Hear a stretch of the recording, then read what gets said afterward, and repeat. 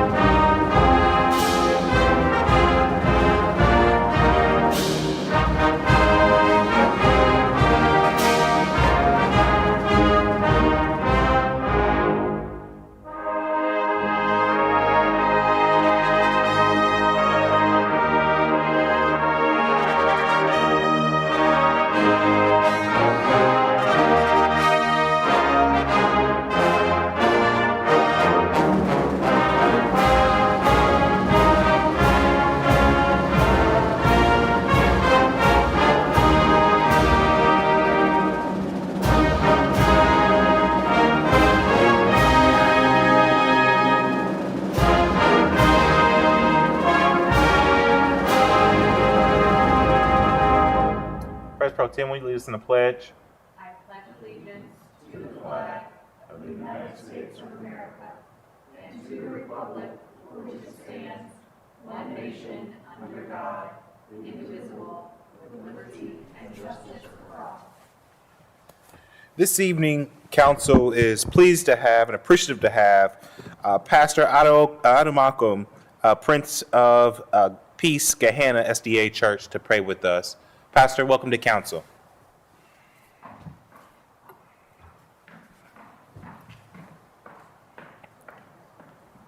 Pastor.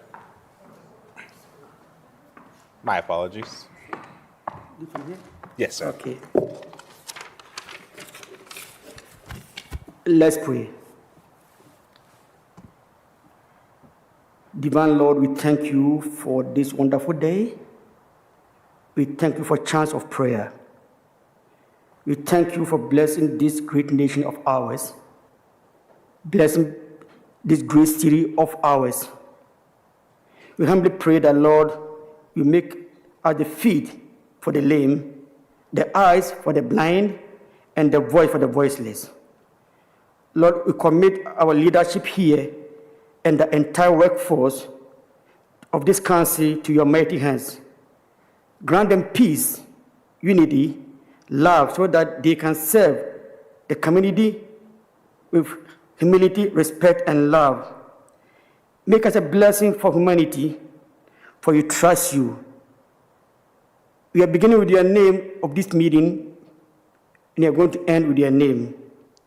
Now to him who can keep you from falling and to present us faultless before his throne, may he be glory, honor be ascribed to, for now and forevermore. Amen. Amen. Amen. Thank you, Pastor, so much for being with us. Clerk, please call the roll.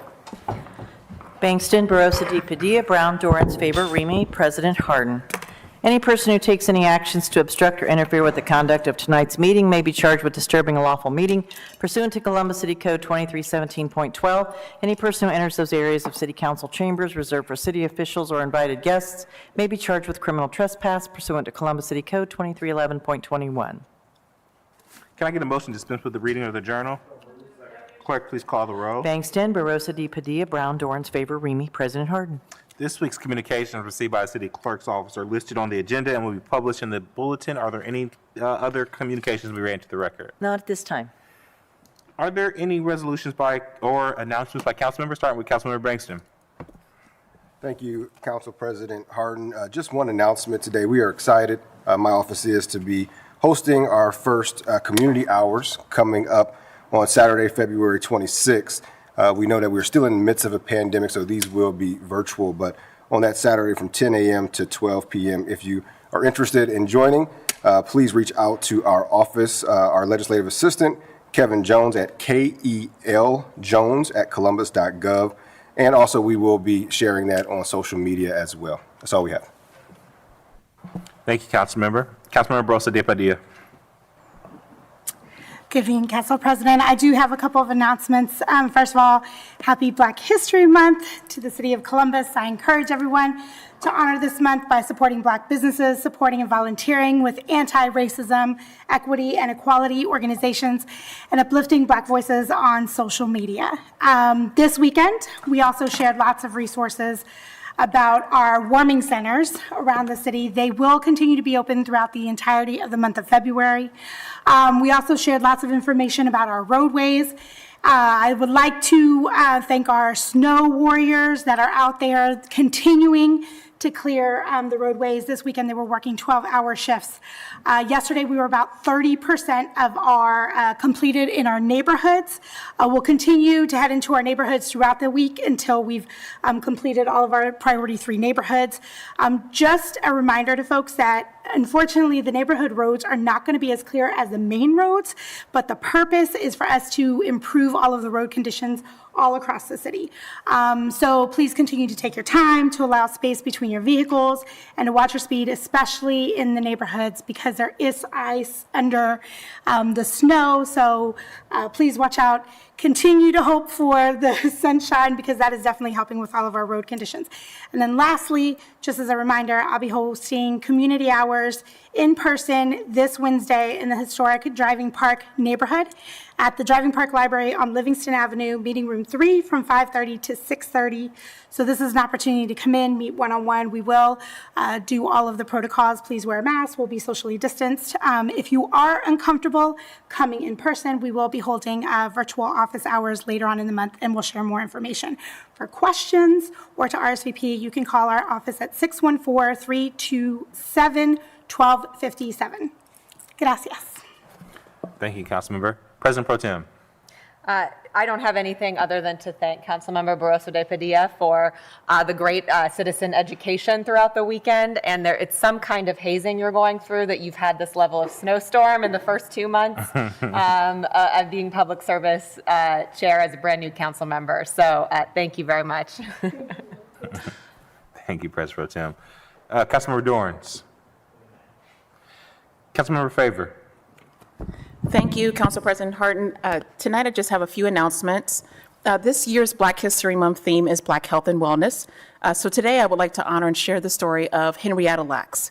Henrietta Lacks was an African-American woman whose cancer cells were taken in 1951 without her or her family's permission and used to generate the HeLa cell line. Normally, human cells can only divide and multiply a limited number of times, but Lacks cells were different, multiplying indefinitely. HeLa cells were the first human cells to survive outside of the body in a test tube, and ever since then, the use of HeLa cells has contributed to numerous medical breakthroughs, from understanding how HIV causes disease to the development of life-saving vaccines, including against polio and most currently in research for COVID-19. The story of Henrietta Lacks illustrates the historical and current racial inequities that are embedded in the U.S. research and healthcare systems. It is important for us to learn Black history and the ongoing erasure of it. Focused on Black health and wellness, there remains a race disparity in cases and hospitalizations of COVID. Black residents are 13% more likely to contract COVID than white residents in Columbus. Currently, there are over 264,000 residents that need to get vaccinated. Please get vaccinated today. For more information, visit gettheshot.coronavirus.ohio.gov. I hope everyone was safe during last week's snowstorm. Thank you, Councilmember Barroso de Padilla and the entire Snow Warriors team. I know that there was quite a bit of frustration over the weekend, but it truly is a major effort to get our streets and roadways clean. So shout out to the Department of Public Service and specifically our Snow Warriors. While we have the ability to stay warm in our homes, unfortunately, many of the unhoused neighbors are not granted the same privilege. And as the winter months continue, I want to share 2 important resources in our community. The homeless hotline, where residents can call to get into shelters. There is no waiting list for single men and women to access shelter, while a winter shelter plan is in effect between November and March. That time frame will be extended until mid-April as needed based on weather conditions. Anyone in need of shelter should call the homeless hotline at 1-614-274-7000. Again, no one will be turned away, and these shelters can be accessed 24/7. For those who may not have access to a phone, they can either show up to a shelter where they can receive assistance in calling the hotline, or many nonprofits around town, public library branches, hospitals, fire stations, police stations will assist in calling the hotline. The number for the hotline, once again, is 614-274-7000. Additionally, there are more than 50 winter warming stations across the city. You can access the list on the Human Services Chamber website at humanserviceschamber.org/resources. While many warming centers are only open during the day, Community Development for All People holds an overnight warming center at 946 Parsons Avenue during the winter months. Anyone can go for a place to warm up or to stay overnight, as well as to access other resources. And finally, I'd like to share 2 free resources available at the Franklin County Municipal Courthouse: the Self-Help Resource Center, which is a free walk-in service to help residents represent themselves in court without a lawyer. The center is open Monday through Friday from 9 a.m. to 3 p.m. For more information, please visit www.fcmcselfhelpcenter.org. The courts also launched the March for Recovery Center. Please stop by the center if you need assistance securing shelter or alcohol and drug addiction treatment. They are both open and free to anyone. Thank you, Council President Harden. Thank you, Councilmember. Councilmember Remy. Thank you very much, Council President Harden. I do have one announcement this evening. Our next community hours will be held this month on Tuesday, February 15th from 4 to 5:30 via Zoom. If you would like to attend, please RSVP to my legislative assistant, Lucy Frank, at ljfrank@columbus.gov. Again, that is ljfrank@columbus.gov. More will be announced on social media and through our media presence. To receive the Zoom information, please contact us to make that reservation. That's all I have this evening. Thanks. Thank you, Councilmember. Are there any requests, or are there any comments by our elected officials, city attorney's office, judges, auditor? Seeing none, are there any requests by members of council for the removal of an ordinance on tonight's agenda? May we now have a motion to waive reading of titles of 30-day legislation by city clerk? Clerk, please call the roll. Bangston, Barosa de Padilla, Brown, Dorans, favor, Remy. President Harden. Will the clerk now read into the record the ordinance numbers of 30-day legislation for tonight's agenda? Public Utilities Committee, ordinances 84, 181, 226, 291-2022. Criminal Justice and Judiciary Committee, ordinance 313-2022. Rules and Reference Committee, ordinance 182-2022. Zoning Committee, ordinances 349, 359, 362, 366, 367, 1984-2021. Those previous ordinances were 2022. Thank you, Madam Clerk. Seeing no speakers on the first reading, the following ordinance appear on our agenda as consent. Will the clerk please read those into the record? Resolutions of Expression, 25X-2022. Economic Development Committee, ordinance 322-2022. Small and Minority Business Committee, ordinance, resolution 20X-2022. Technology Committee, ordinances 175 and 201-2022. Public Service and Transportation Committee, Resolution 10X-2022, ordinances 159, 218, 263, and 332-2022. Finance Committee, ordinances 108, 154, 162, 210, 212, 328, 353-2022. Public Utilities Committee, ordinances 24, 25, 31, 72, 81, 86, 88, 91, 93, 96, 100, 107, 110, 135, 149, 177, 178, 183, 205, 206, 273, 274, 292, 294, 299, and 321-2022. Workforce Development Committee, ordinance 262-2022. Housing Committee, ordinances 301, 317, and 323-2022. Criminal Justice and Judiciary Committee, ordinance 269-2022. Health and Human Services Committee, ordinances 252, 253, 255, 256, 257, 259, 264, 265, 282, 304, 305, 314, 340-2022. Public Safety Committee, ordinances 109, 111, 113, 123, 185, 193, 199, 261, 296-2022. Environment Committee Ordinance 219-2022. Administration Committee Ordinances 173, 215, and 276-2022. Appointments from the Mayor's Office numbered A0021 and 22-2022. Thank you, Madam Clerk. Looks like we have one speaker on the consent portion of the agenda. Mr. Nate Wilkins speaking on ordinance number 0301-2022. You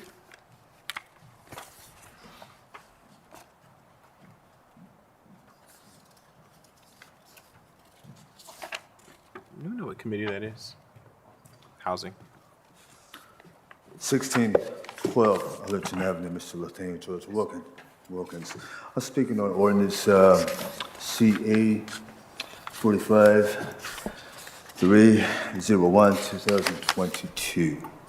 I just want to know that I believe this hotel government grant loan and of care of emergency for $50,000.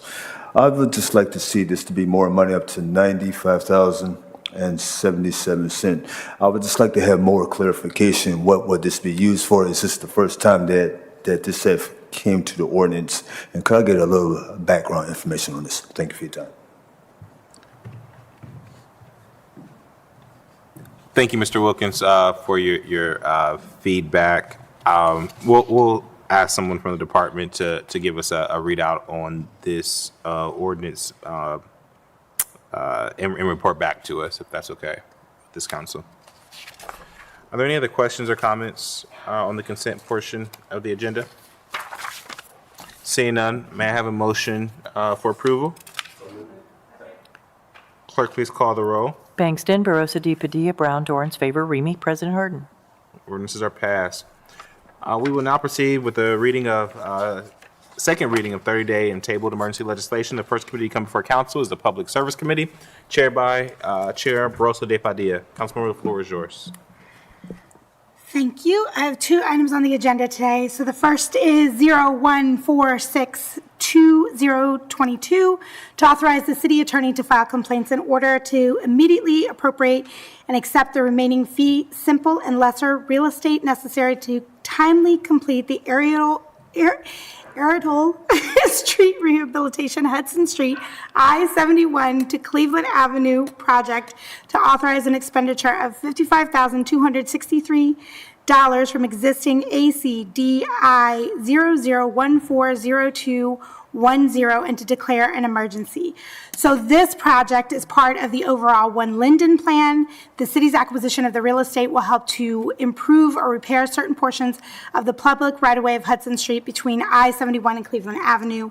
So Hudson Street is going to be fully reconstructed and repaved for a smoother, safer drive, and will create a shared path on the south side of Hudson that will make it safer for people to walk and ride their bicycles. Other improvements include an ADA curve ramp, sidewalk, street lights, trees, traffic signals, storm sewers, and upgraded water lines. So it's an exciting project. Do any of my colleagues have any questions? Seeing none, I move for passage. Clerk, please call the roll. Bangston, Barosa de Padilla, Brown, Dorans, favor, Remy. President Harden. Passed. Thank you. 02792022 to amend the 2021 capital improvement budget to authorize the transfer of funds within the Streets and Highways Bond Fund, to authorize the Director of Public Service to enter into a contract with Access Civil Construction LLC for the UIRF 2016 Sidewalks P1E project, to authorize the expenditure of up to $895,067.13 for the project, and to declare an emergency. So these sidewalks, we have lots of sidewalk projects, are being funded as part of the Urban Infrastructure Recovery Fund, or UIRF. This program provides improvements to roadways, parks, and street lighting. The projects in this ordinance were identified in partnership with the 5th by Northwest and North Central Area Commissions. It's great when we partner with our area commissions.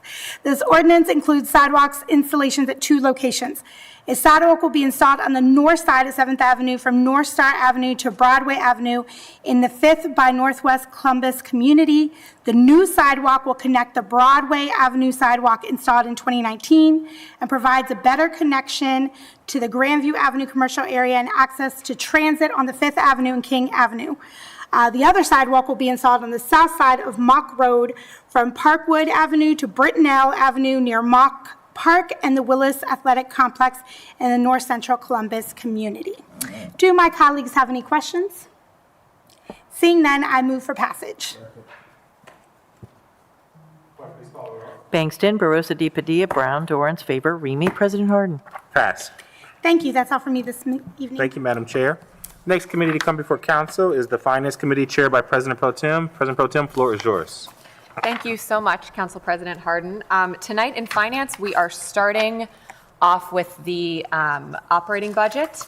And just a reminder, there are 3 ordinances that comprise the operating budget. So I will be making some comments on all 3 of them. We do have a couple public speakers, and they're signed up for the first of the 3 ordinances. And we will make our way through it that way. This is the 5th operating budget process I've overseen as Council's Finance Chair.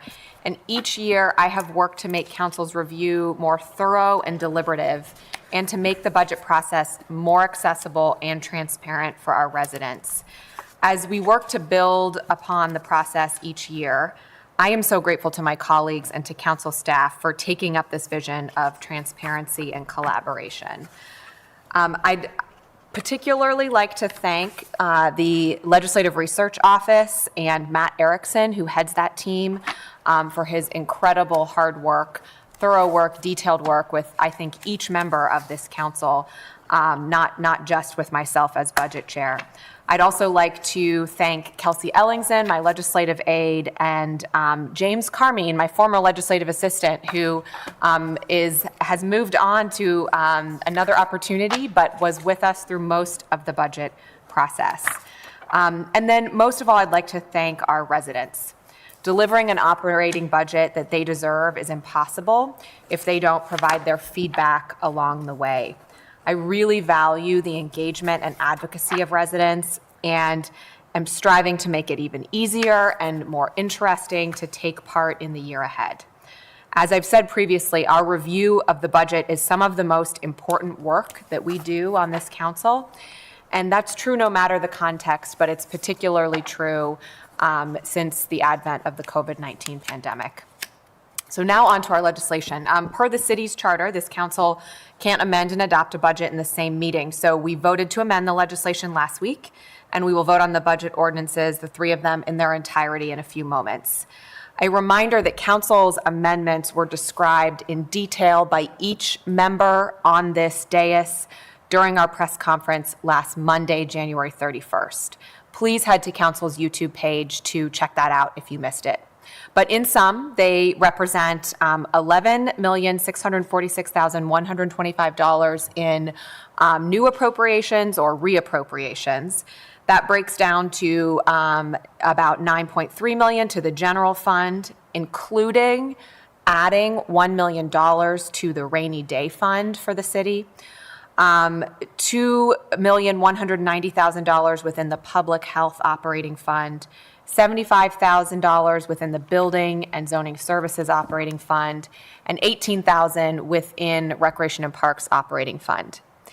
The investments contained in these appropriations represent the 7 members' ongoing commitment to the recovery and resiliency of all Columbus families and all Columbus neighborhoods.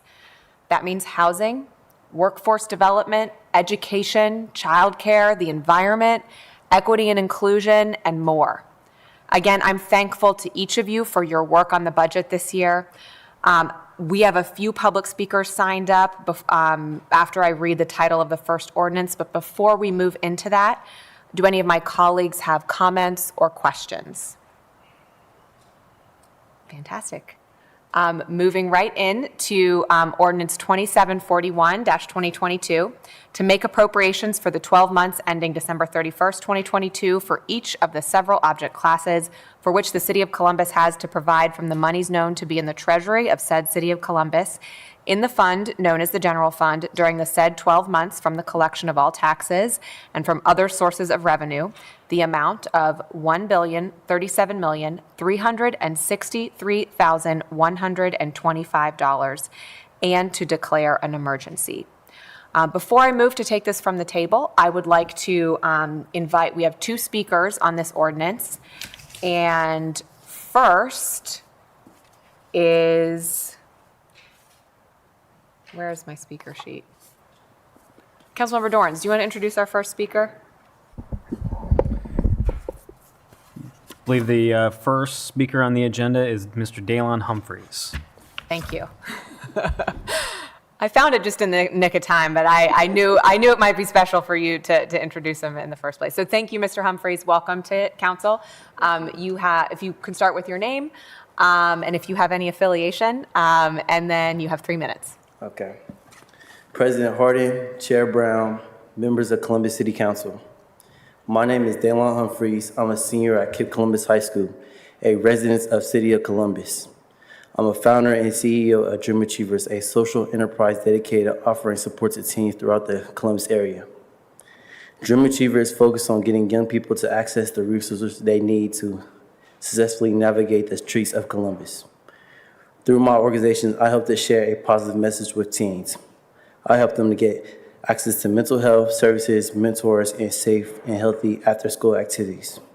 Through the work I'm doing with Dream Achievers, I want to offer support to large numbers of young people throughout the state of Ohio. I recognize there are a large number of outside forces that youth are up against, but I believe that my organization and community partners can make a difference in our city. This is why I'm here tonight, testifying on the City of Columbus budget. Over 70% of the budget is dedicated to public safety. I believe it is important for the City of Columbus to continue to work with organizations like mine and others that help prevent young people from going down the wrong path. This is how we empower young people to make positive choices and make our community a safe place for everyone. Losing my friends due to gun violence motivated me to create Dream Achievers because I don't want their siblings to go down the wrong path and end up how they did. I want to be a change maker in my city.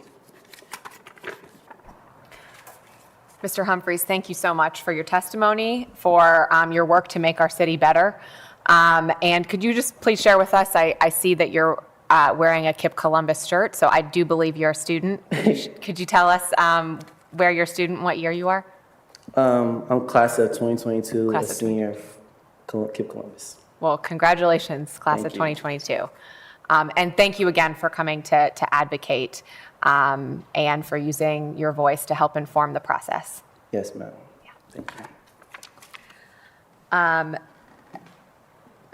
Next, our next speaker is joining us via WebEx, Paisha Thomas.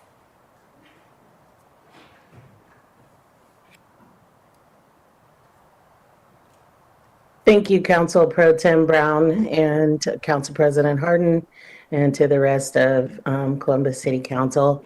I'm Paisha Thomas, and I'm here on behalf of Faith in Public Life and also in coalition with Columbus Safety Collective.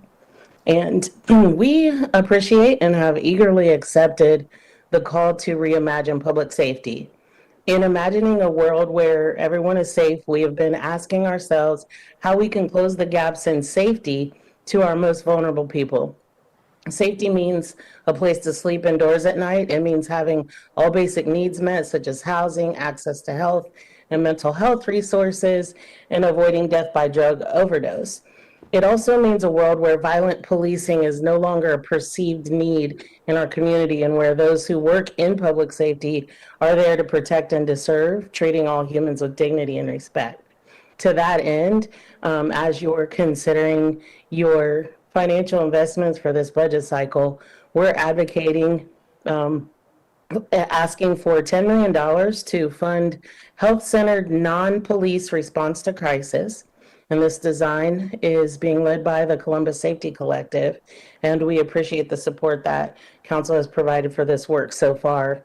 In the same way, we're advocating for $10 million toward our coalition's efforts to establish an assisted living community for people with mental health needs and expanded shelter solutions. We have a robust offering of assisted living resources for our aging community, but those who have severe mental health diagnoses are often found without housing. Many of them die in the winter from sleeping and living outside in freezing temperatures. Community development for all people is one intervention for which we're grateful, yet Pastor Henneman of the Associated Church for All People reports that they have preached a lot of funerals for people who died from freezing to death. While I'm lucky to have a job which allows me to do this advocacy for our most vulnerable people, this issue is also deeply personal for me, as my son Aaron is a person in the community who needs this intervention.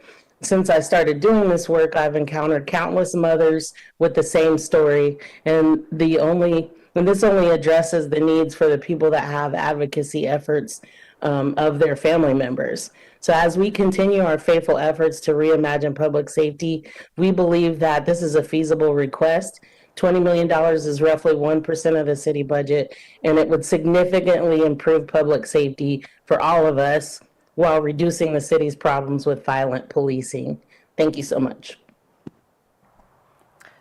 Ms. Thomas, thank you so much for coming to testify. Thank you for your advocacy overall for the community, and particularly the strength of your advocacy as a mother throughout your son's entire life. So thank you for sharing your perspective. And as you've heard this council speak about the importance of reimagining public safety, this budget does have a $5.2 million allocation for a full year in the Right Response Unit, which is an expansion, which comprises the sort of the 911 dispatcher and the social worker and division of fire.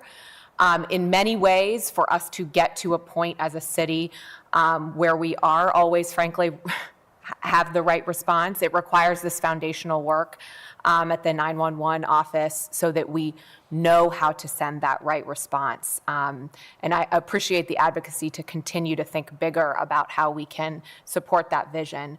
Additionally, you are just exactly right that we need expanded shelter options to serve those who have mental health challenges and who need a greater level of support than what currently exists in the community. So thank you again. Is there anything my colleagues would like to add? Okay. All right. Well, then I will officially move to take ordinance 2741 from the table. Clerk, please call the row. Bangston, Barosa de Padilla, Brown, Dorans, favor, Remy. President Harden. Removed. I move for passage as amended. Clerk, please call the row. Bangston, Barosa de Padilla, Brown, Dorans, favor, Remy. President Harden. Pass. Thank you. Next is 2742-2022 to make appropriations and transfers for the 12 months ending December 31st, 2022 for other funds for various divisions, to authorize the city auditor to make transfers as may be necessary and to declare an emergency. I move to take this from the table. Clerk, please call the row. Bangston, Barosa de Padilla, Brown, Dorans, favor, Remy. President Harden. Moved. And I move for passage. Clerk, please call the row. Bangston, Barosa de Padilla, Brown, Dorans, favor, Remy. President Harden. Passed. And then the third budget ordinance, 2743-2022, to make appropriations for the 12 months ending December 31st, 2022 for selected other funds for various divisions, to authorize the city auditor to make transfers as may be necessary and to declare an emergency. I first move to take this from the table. Clerk, please call the row. Bangston, Barosa de Padilla, Brown, Dorans, favor, Remy. President Harden. And I move for passage. Before I call the row, Chair, I just wanted to again thank you for your leadership over this last several months since we received the budget from the mayor's office. Your team, working with our legislative research office, and then our council members, really allowed us as a council to articulate our goals through our goals and our values more so through this budget process. So just thank you for the clarity, for the outreach.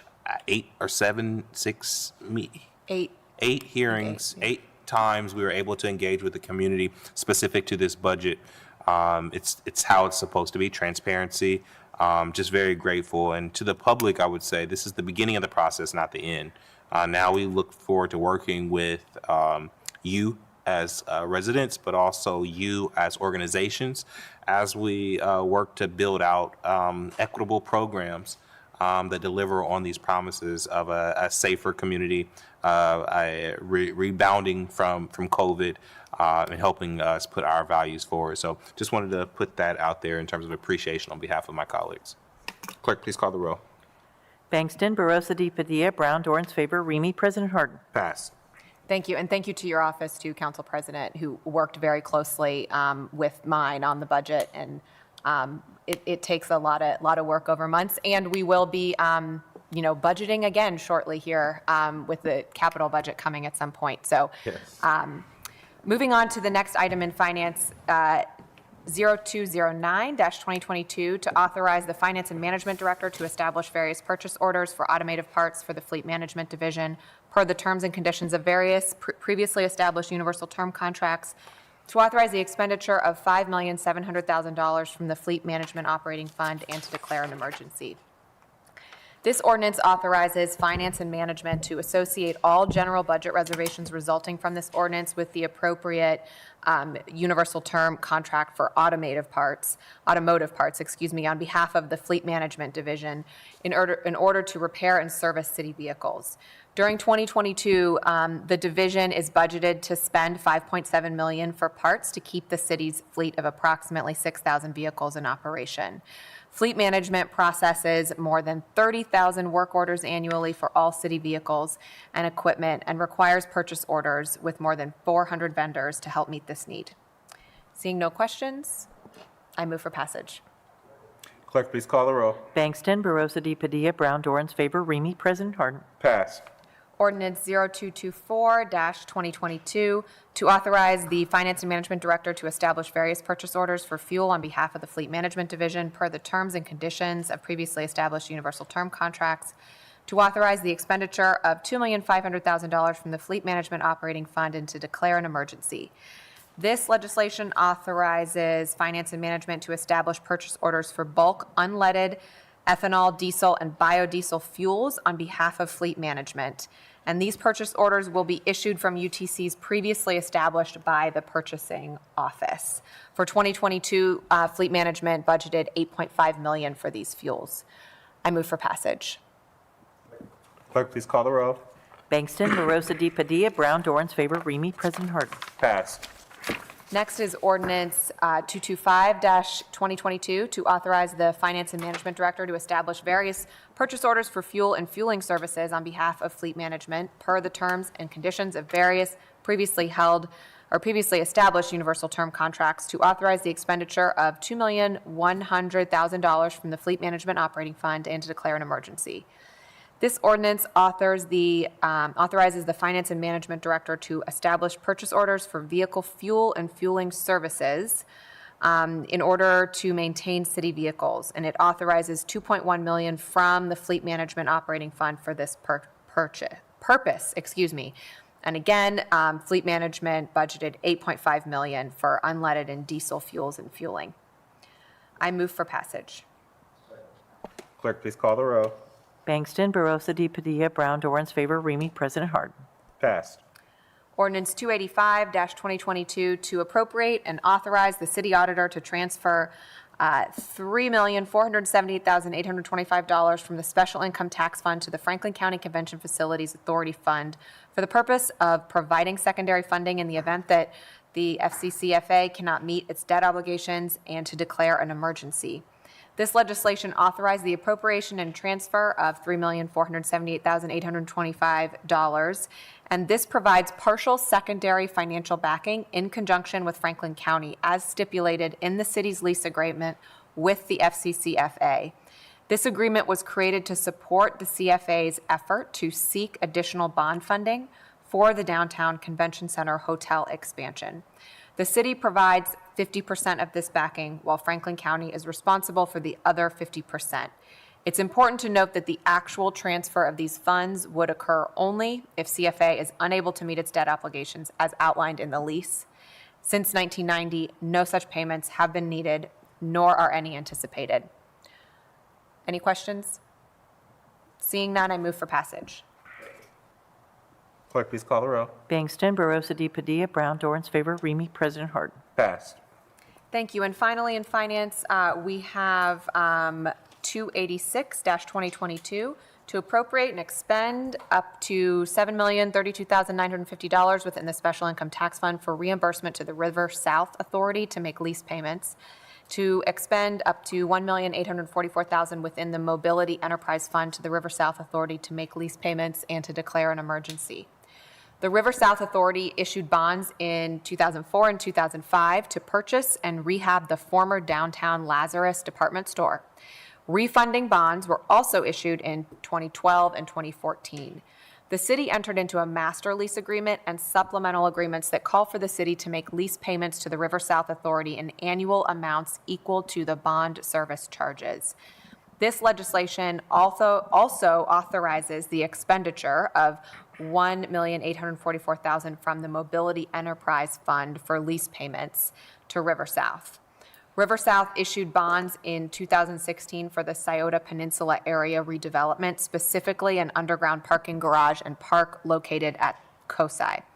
Prior to 2022, these payments were paid from the Special Income Tax Fund. With the consolidation of parking services, lease payments for the parking garage will be budgeted in the Mobility Enterprise Fund. Any questions from colleagues? Seeing none, I move for passage. Clerk, please call the row. Bangston, Barosa de Padilla, Brown, Dorans, favor, Remy, President Harden. Passed. And that's all I have in my committees. Thank you, President Harden. Thank you, Madam Chair. Next committee to come before council is the Public Utilities Committee, chaired by Councilmember Dorans. Councilmember, the floor is yours. Thank you, Council President. We have a long committee tonight. First, we have ordinance number 0029-2022 to authorize the Director of Finance and Management to associate all general budget reservations resulting from this ordinance with the appropriate universal term contract purchase agreement for the purchase of bill presentment services with Level 1 LLC for the Division of Power, the Division of Water, and the Division of Sewerage and Drainage, and authorize expenditure of $79,300 from the Power Operating Fund and $504,400 from the Water Operating Fund and $565,500 from the Water or from the Sewer Operating Fund and $150,800 from the Stormwater Operating Fund. This funding will provide department's call center with necessary building services for customers. Do my colleagues have any questions or comments? Seeing none, I move for passage. Clerk, please call the row. Bangston, Barosa de Padilla, Brown, Dorans, favor, Remy, President Harden. Passed. Next, we have ordinance number 0034-2022 to authorize the Financial Management Director to associate all general budget reservations resulting from this ordinance to the appropriate current and pending universal term contract purchase agreements for the purchase of water treatment chemicals for the Division of Water, to authorize expenditure of $16 million from the Water Operating Fund, and to declare an emergency. Emergency designation is requested to avoid the delay of purchasing chemicals necessary for the water treatment process. This will allow the Division of Water to continue to provide safe and reliable drinking water to the citizens of Columbus and our surrounding communities. Do my colleagues have any questions or comments? Seeing none, I move for passage.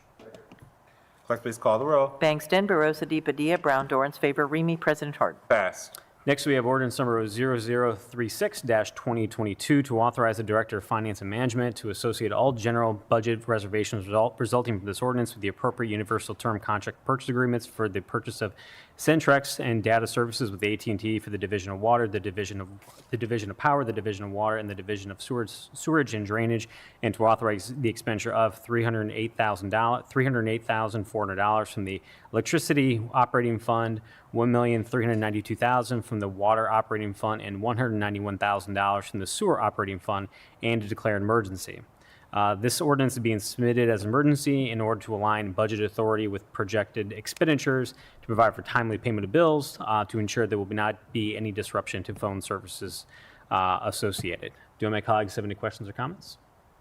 Seeing none, I move for passage. Clerk, please call the row. Bangston, Barosa de Padilla, Brown, Dorans, favor, Remy, President Harden. Passed. Next, we have ordinance number 0049-2022 to authorize the Director of Public Utilities to execute a contract with Travco Construction, Inc. for the 2021 main line valve replacement project to authorize a transfer and appropriation of expenditure of up to $2,130,841.34 within the Water Pay-Go Fund to provide for prevailing wage services to the Department of Public Service, Design and Construction Division for the Division of Water, and to authorize amendment to the 2021 capital improvement budget. This project is needed to replace broken valves in the distribution system. The replacement valves will improve flows and water quality throughout the city, eliminating artificial dead lines. These replacement valves will also allow for speedier emergency responses and minimize the size of shutoffs needed for systems maintenance. Do any of my colleagues have any questions or comments? Seeing none, I move for passage. Clerk, please call the row. Bangston, Barosa de Padilla, Brown, Dorans, favor, Remy, President Harden. Passed. Thank you. Next, we have ordinance number 0050-2022 to authorize the Finance and Management Director to associate all general budget reservations resulting from this ordinance with the appropriate universal term contract purchase agreements for the purchase of materials, supplies, and services, the Division of Sewerage and Drainage, Jackson Place Wastewater Treatment Plant, and to authorize the expenditure of $1,230,000 from the Sewer Operating Fund. The parts, materials, and services from these contracts are used to monitor, maintain, and repair equipment for various processes throughout the Jackson Pike wastewater treatment plants, which is required by both federal and state law. Do any of my colleagues have any questions or comments? Seeing none, I move for passage by voice vote. Clerk, call the roll by voice. Mr. Bangston, Yes. Ms. Barosa de Padilla, Mr. Dorans, Yes. Ms. Favor, Mr. Remy, President Harden, Abstain. President Pro Tem Brown. Yes. Ordinance passes. Thank you. Next, I have ordinance number 0063-2022 to authorize the Finance and Management Director to associate all general budget reservations resulting from this ordinance with the appropriate universal term contract purchase agreements for the purchase of sewer treatment chemicals for the Division of Sewerage and Drainage, to authorize the expenditure of $3,153,000 from the Sewerage Operating Fund, and to declare an emergency. Similar to earlier ordinance, emergency designation, this is requested to avoid delay purchasing chemicals necessary for sewer treatment process. This will allow the Division of Sewer and Drainage to continue to treat waste and wastewater buildup and provide appropriate services. Do any of my colleagues have any questions or comments? Seeing none, I move for passage. Second.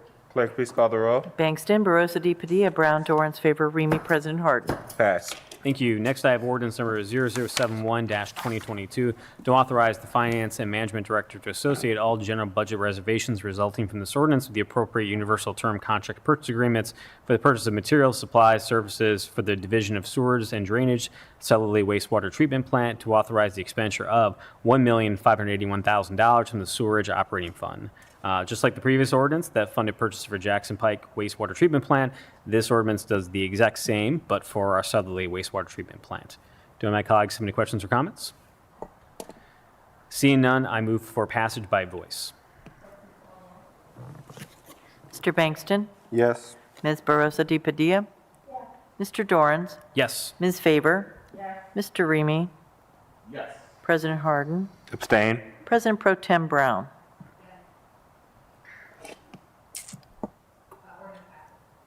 Thank you, President Pro Tem. I now have ordinance number 0083-2022 to authorize the Finance and Management Director to associate all general budget reservations resulting from this ordinance with the appropriate universal term contract purchase agreements for the purchase of materials, supplies, and services for the Division of Power, and to authorize the expenditure of $3,550,000 from the Power Operating Fund. These purchases will be used in the Division of Power's electrical distribution system to serve new and existing customers, as well as replenish stock for maintenance of existing infrastructure.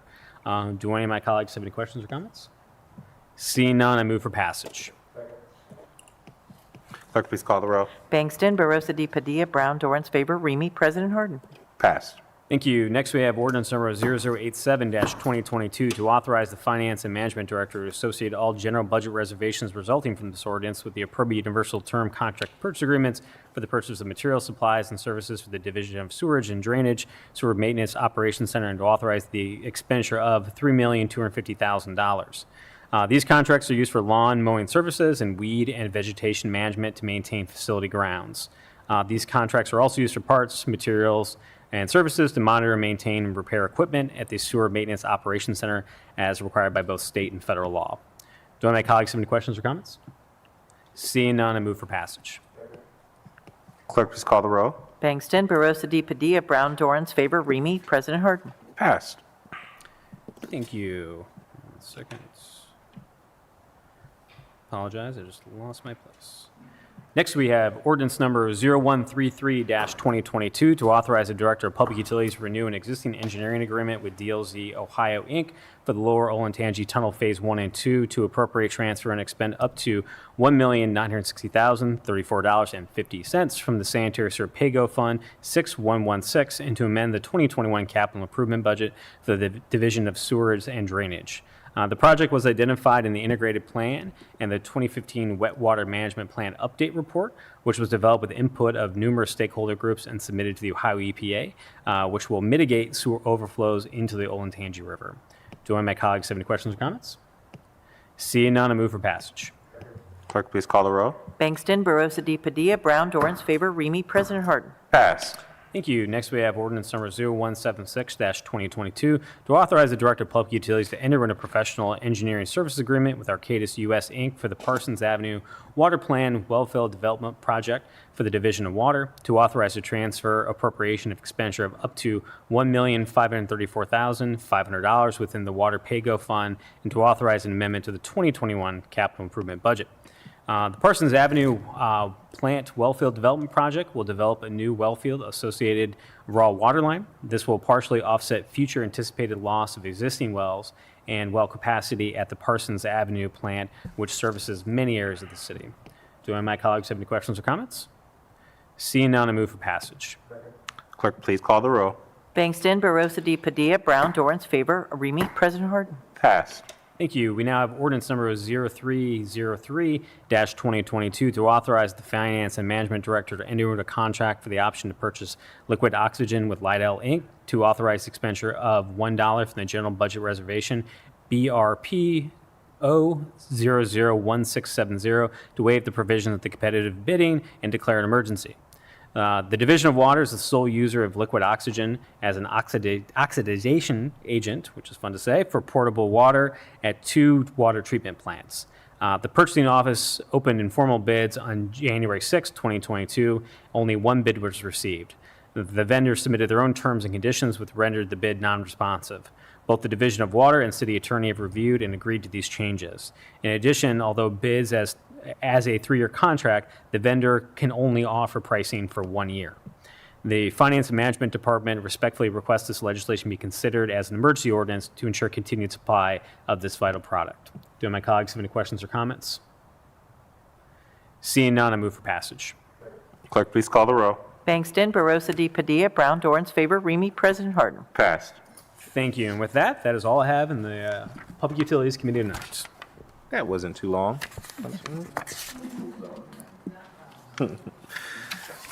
Thank you, Mr. Chair. The next committee to come before council is the Health and Human Services Committee, chaired by Councilmember Favor. Councilmember, the floor is yours.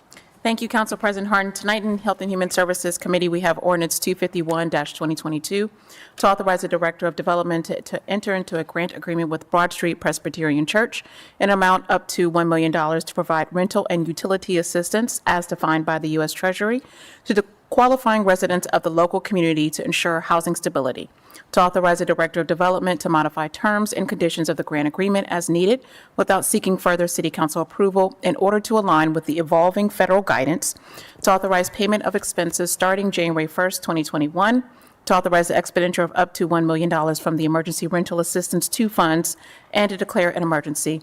This funding, which is a second award through the Stable Housing Initiative, will aid Broad Street Presbyterian Church in their efforts in providing emergency rental assistance to hard-to-reach communities, such as individuals with disabilities and seniors, populations made increasingly vulnerable by the COVID-19 pandemic.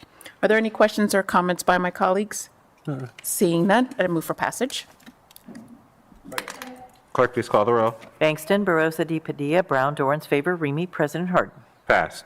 Thank you. Next, I have ordinance 258-2022 to authorize the Director of Development to enter into a grant agreement with Physicians Care Connection in an amount up to $1 million to provide rental and utility assistance as defined by the U.S. Treasury.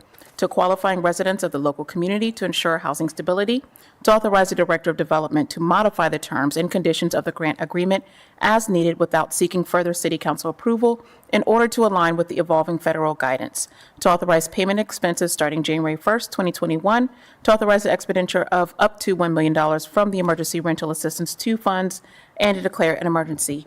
These unprecedented resources will help Physicians Care Connection continue to aid in the stability and reassurance for our residents during the ongoing pandemic. Are there any questions or comments by my colleagues? Seeing none, I move for passage. Clerk, please call the row. Bangston, Barosa de Padilla, Brown, Dorans, favor, Remy, President Harden. Passed. Thank you. Next is ordinance 266-2022 to authorize the Director of Development to modify a grant agreement with Somali Community Link in an amount up to $1 million to continue to provide rental and utility assistance using Federal Emergency Rental Assistance 2 funds, to authorize an expenditure of up to $1 million of Emergency Rental Assistance 2 funds, and to declare an emergency. This ordinance grants Somali Community Link $1 million in additional funding to provide the immigrant and refugee community with rental assistance, supportive services, and targeted outreach to residents that have not yet had access to emergency rental assistance programs. In addition to these ordinances tonight, we will be awarding another $5 million in federal COVID-19 relief to 12 partner organizations providing emergency rental assistance. Overall, a total of $8 million was awarded to 12 organizations to provide rental assistance, supportive services, and targeted outreach to Columbus residents that have not yet had access to emergency rental assistance programs. I'm very proud of our community partners for their ongoing efforts to support our most vulnerable populations during these challenging times. The fact that they were able to allocate $12.2 million in rental assistance from round one in just 6 months demonstrates the magnitude of the need in our community. The collective power of our partners will impact the lives of thousands of Columbus residents, keeping our neighbors in need housed, especially in these winter months. When we created the Stable Housing Initiative in August 2021, we knew there was a critical need in our community for emergency rental assistance.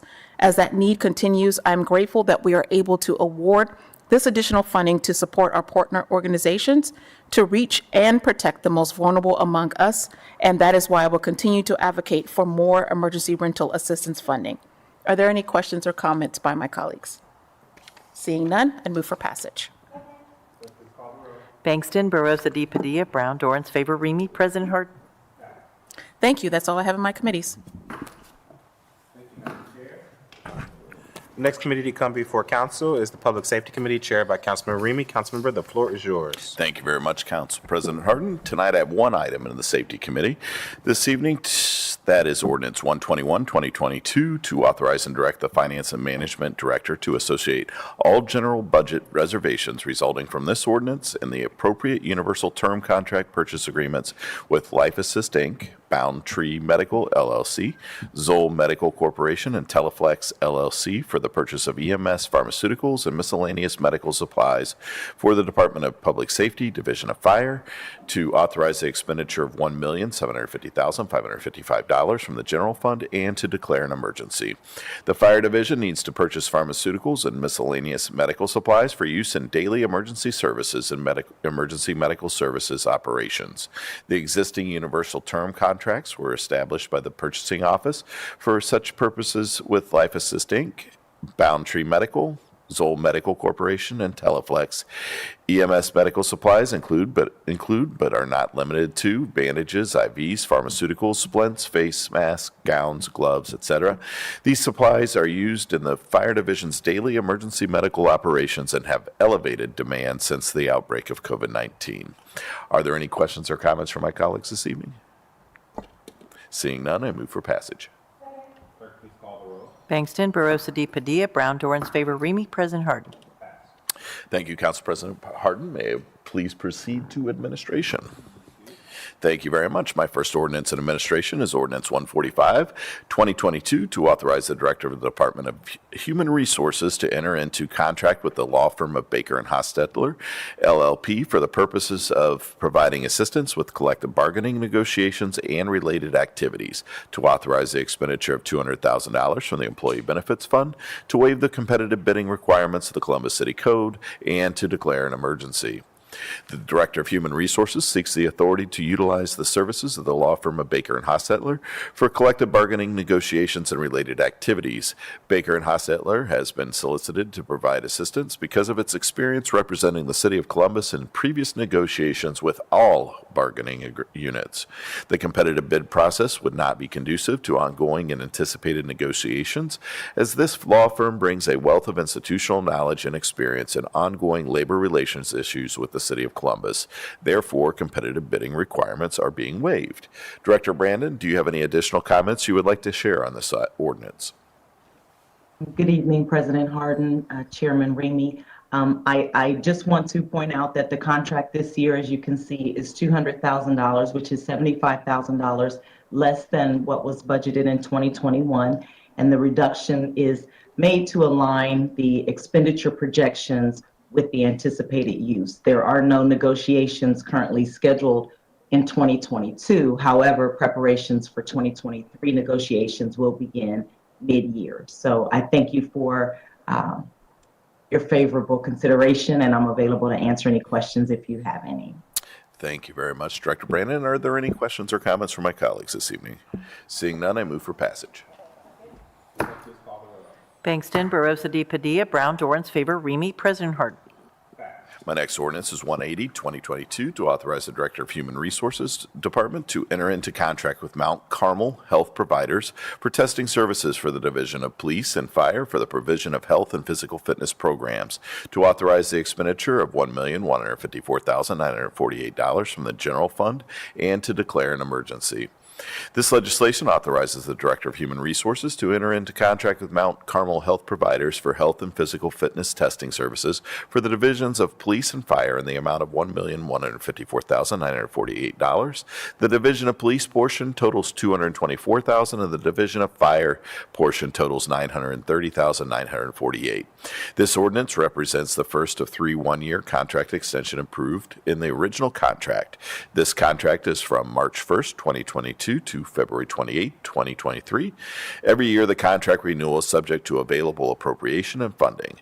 This contract was last bid in September of 2016.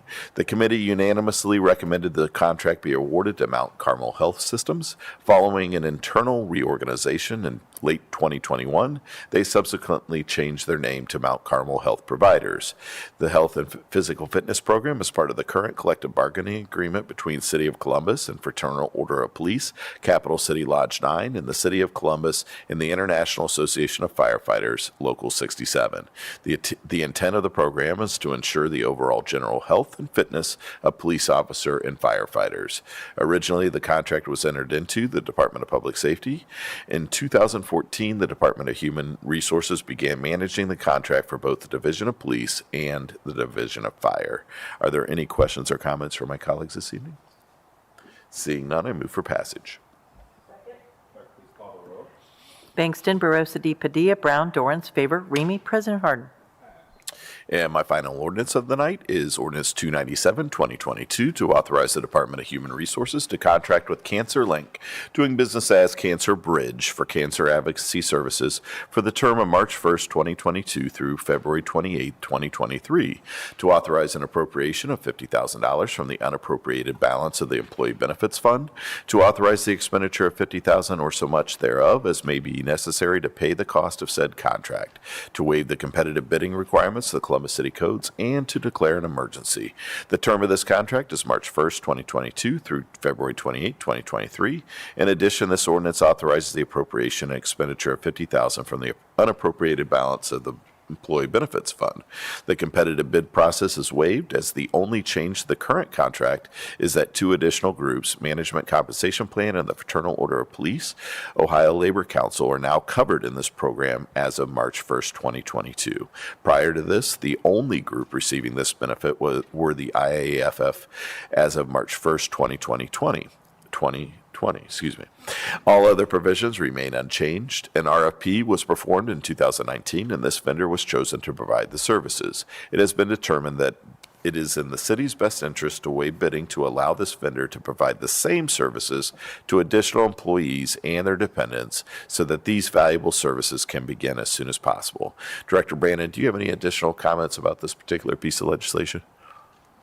Good evening again, President Harden and Chairman Remy. I do want to say that the only reason this is the first time you're seeing it is because by adding the 2 additional bargaining units, the dollar amount for the contract was increased, and therefore it met the threshold that requires council approval. We appreciate the services offered by Cancer Bridge. We know that it's been beneficial to our firefighters, and we're excited to extend it to the members of OLC and MCP. Your favorable consideration is appreciated. If you have any questions, please let me know. Thank you again, Director Brandon. Are there any questions or comments from my colleagues this evening? Seeing none, I move for passage. Clerk, please call the row. Bangston, Barosa de Padilla, Brown, Dorans, favor, Remy. President Harden. Passed. Thank you, Council President Harden, and that is all I have this evening. Seeing no further business to become before council, is there a motion to adjourn? Clerk, please call the row. Bangston, Barosa de Padilla, Brown, Dorans, favor, Remy. President Harden. We will reconvene at 6:30 for zoning. Just joking. And before.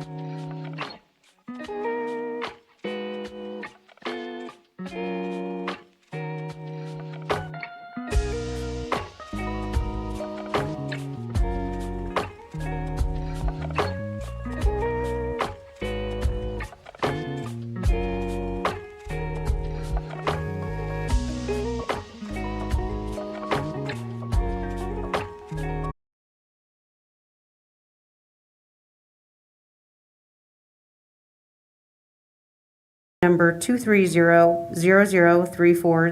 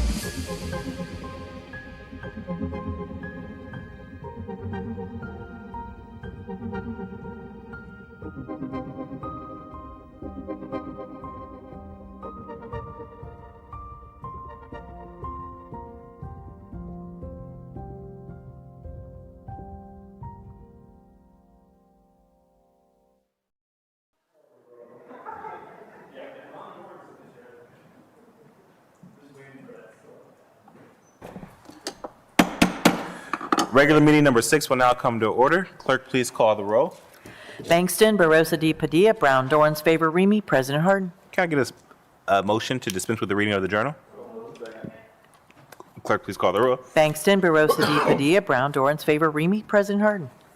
We'll now go to the zoning committee. Councilmember Dorans chairs the committee. All members serve on it. Councilmember, the floor is yours.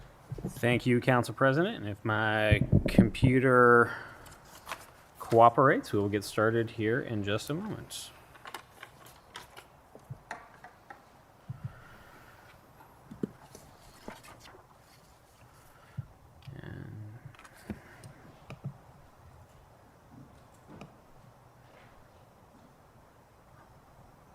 And that should be the biggest bump of the evening. All right. Before we begin the zoning agenda, I'll briefly explain the rules of council that pertain to speaking before council on zoning variances. We permit 3 speakers on each side, 3 proponents, 3 opponents, and we ask that they limit their remarks to 3 minutes on each side. We will provide an opportunity for rebuttal from the applicant. We did receive written testimony ahead of tonight's meeting, and we also received 2 speaker slips for tonight's zoning agenda. The written testimony has been provided to all council offices prior to the meeting. On the advice of the city attorney's office, anyone who wishes to speak for or against any city council variance, including staff, must be sworn in prior to giving testimony. We do so prior to beginning a reading of each variance on the agenda. First tonight, we have variance 0131-2022. Anyone here this evening wishing to speak either for or against this council variance, including staff, please stand, raise your right hand, and be sworn in. I wish to tell the truth and nothing but the truth. Please answer, I will. I will. Thank you. This is 0131-2022 to grant a variance from the provisions of section 3356.03 C4 permitted uses, 3312.21A landscaping and screening, and 3312.49C minimum number of parking spaces required by Columbus City Code for the property located at 1076 East Livingston Avenue to prevent a mixed-use development with reduced development standards for the C4 commercial district. The applicant is Juliet Bullock. The proposed use is a mixed-use development. The City Department's recommendation is approval. The Livingston Avenue Area Commission's recommendation is approval, 7-0 as well. We did receive written testimony in favor of this ordinance tonight. If there are no questions or comments from my colleagues, I move to accept the entire staff report into evidence as an exhibit. Clerk, please call the row. Bangston, Barosa de Padilla, Brown, Dorans, favor, Remy, President Harden. Accept it. And I move to adopt the findings of staff as the findings of council. Clerk, please call the row. Bangston, Barosa de Padilla, Brown, Dorans, favor, Remy, President Harden. Adopt it. And finally, I move for passage. Clerk, please call the row. Bangston, Barosa de Padilla, Brown, Dorans, favor, Remy, President Harden. Passed. Next, we have variance 0132-2022. Again, anyone here who wishes to speak either for or against this council variance, including staff, please raise your right hand and be sworn in. I wish to tell the truth, nothing but the truth. Please answer, I will. Thank you. 0132-2022 to grant a variance on provisions of section 3345.07, contents of application for establishment of PUD of the Columbus City Code for the property located at 2870 Allen Creek Drive to permit a mix of 2, 3, and 4 unit dwellings in the PUD 8 Planned Unit Development District. The applicant is Homeport, care of Laura McGregor, a comic attorney. The proposed use is a 2, 3, and 4 unit dwelling. The City Department recommendation is approval. The Far South Columbus Area Commission recommendation is also 7-0 approval. If there are no questions or comments from my colleagues, I move to accept the entire staff report into evidence as an exhibit. Clerk, please call the row. Bangston, Barosa de Padilla, Brown, Dorans, favor, Remy, President Harden. Accept it. Now I move to adopt the findings of council, findings of staff as the findings of council. Clerk, please call the row. Bangston, Barosa de Padilla, Brown, Dorans, favor, Remy, President Harden. Adopt it. Sorry. And now I move for passage. Clerk, please call the row. Bangston, Barosa de Padilla, Brown, Dorans, favor, Remy, President Harden. Passed. Thank you. Next, we have variance 0184-2022. Again, anyone here this evening who wishes to speak either for or against this council variance, including staff, please raise your right hand and be sworn in. I wish to tell the truth and nothing but the truth. Please answer, I will. Thank you. 0184-2022 to grant a variance for provisions of sections 3356.03, C4 permitted uses 3309.14, height districts 3312.21A2, landscaping and screening, and 3312.49, minimum numbers of parking spaces required by the Columbus City Codes for the property located at 70 Obetz Road to permit a senior housing apartment building with reduced development standards in the C4 Commercial District. The applicant is Woda Cooper, Inc., care of Dave Perry, agent. The proposed use is a senior housing apartment building. The City Department's recommendation is approval. Far South Columbus Area Commission recommendation is approval, 8-0. If there are no questions or comments from my colleagues, I move to accept the entire staff report into evidence as an exhibit. Clerk, please call the row. Bangston, Barosa de Padilla, Brown, Dorans, favor, Remy, President Harden. Accept it. Thank you. Next, I move to adopt the findings of staff as the findings of council. Clerk, please call the row. Bangston, Barosa de Padilla, Brown, Dorans, favor, Remy, President Harden. Adopt it. And now I move for passage. Clerk, please call the row. Bangston, Barosa de Padilla, Brown, Dorans, favor, Remy, President Harden. Passed. Thank you. Next, we have 0188.02 or .22 variance. Anyone here this evening who wishes to speak either for or against this council variance, including staff, please stand, raise your right hand, and be sworn in. I wish to tell the truth and nothing but the truth. Please answer, I will. Thank you.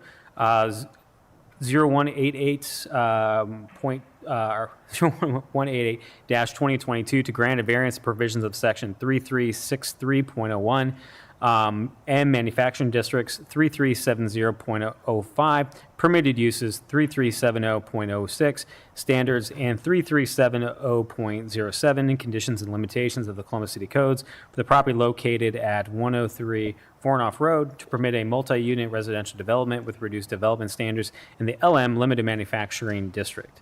The applicant is NRP Properties LLC, care of Dave Perry, agent. The proposed use is a multi-unit residential development. The City Department's recommendation is approval. The Far South Columbus Area Commission recommendation is approval, 8-0. If there are no questions or comments from my colleagues, I move to accept the entire staff report into evidence as an exhibit. Clerk, please call the row. Bangston, Barosa de Padilla, Brown, Dorans, favor, Remy, President Harden. Accept it. I now move to adopt the findings of staff as the findings of council. Clerk, please call the row. Bangston, Barosa de Padilla, Brown, Dorans, favor, Remy, President Harden. Accept it. Thank you. Finally, I move for passage. Clerk, please call the row. Bangston, Barosa de Padilla, Brown, Dorans, favor, Remy, President Harden. Passed. Next, we have variance 0189-2022. Anyone here this evening who wishes to speak either for or against this council variance, including staff, please stand, raise your right hand, and be sworn in. I wish to tell the truth and nothing but the truth. Please answer, I will. I will. Thank you.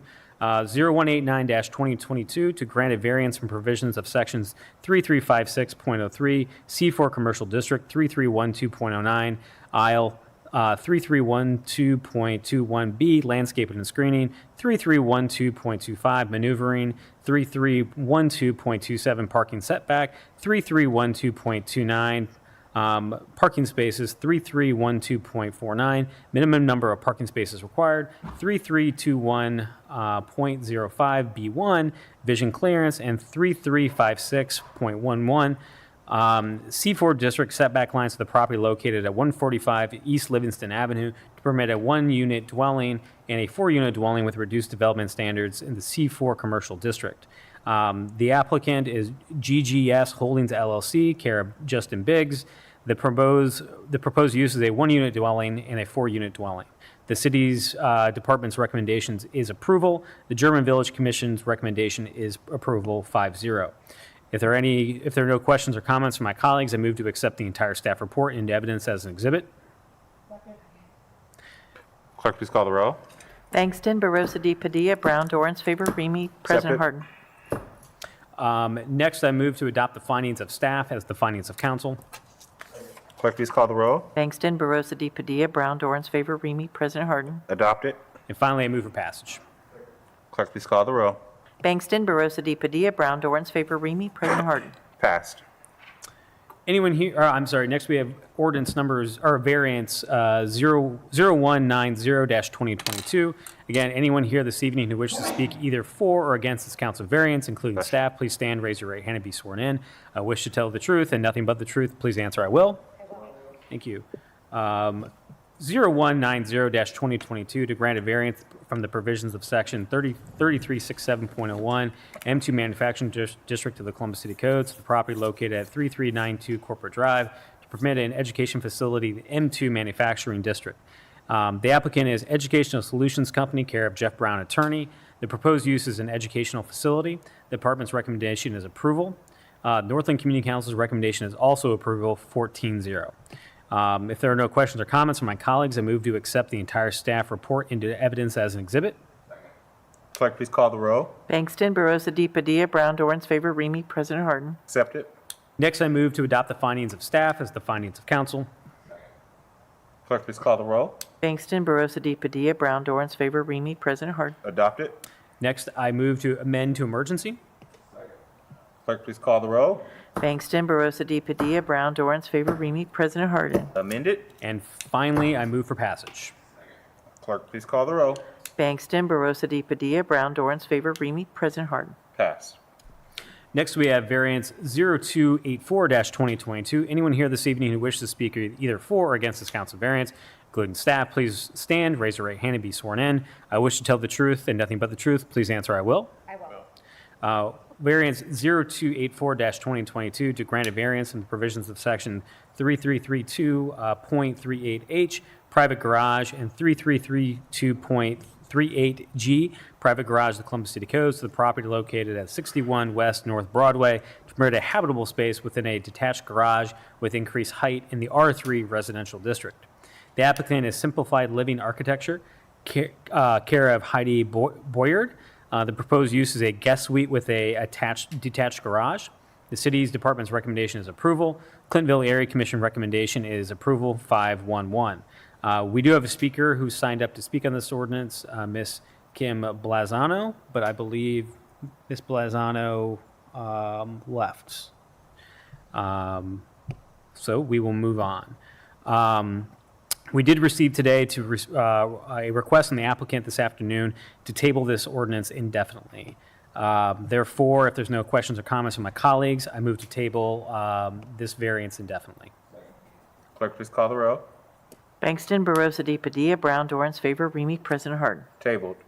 Thank you. Finally, in the zoning committee, we have variance 0288-2020. And finally, anyone here this evening who wishes to speak either for or against this council variance, including staff, please stand, raise your right hand, and be sworn in. I wish to tell the truth and nothing but the truth. Please answer, I will. I will. Thank you. 0288-2022 to grant a variance the provisions of sections 3333.02 AR12 ARLD, AR1 apartment residential district use, 33.09.14 height districts, 3312.49C minimum numbers of parking spaces required, 3333.11 ARLD area district requirements, 3333.18E building lines, and 333.23 minimum side yard permitted of the Columbus City Codes. The property located at 1540 East Main Street to permit a mixed-use development with reduced development standards in the ARLD apartment residential district. The applicant is Finance Fund, care of Dave Perry agent. The proposed use is a mixed-use development. City's department's recommendation is approval. Near East Side Commission's recommendation is approval 6-5. We do have one speaker on this ordinance tonight, Ms. Kathleen Bailey. Ms. Bailey?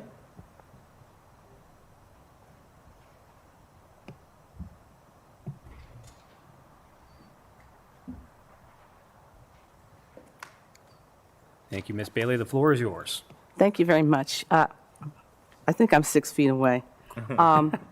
Yes, I'm We here won't get out to the tape measure. You're fine. Chair of South and Main Block Watch and Civic. I've lived in this area for 32 years, and I just wanted to briefly read you something from the Urban Land Institute Columbus 2050 report, Emerging Trends. One, the region for Columbus, the region is expected to grow by 500,000 people by 2040.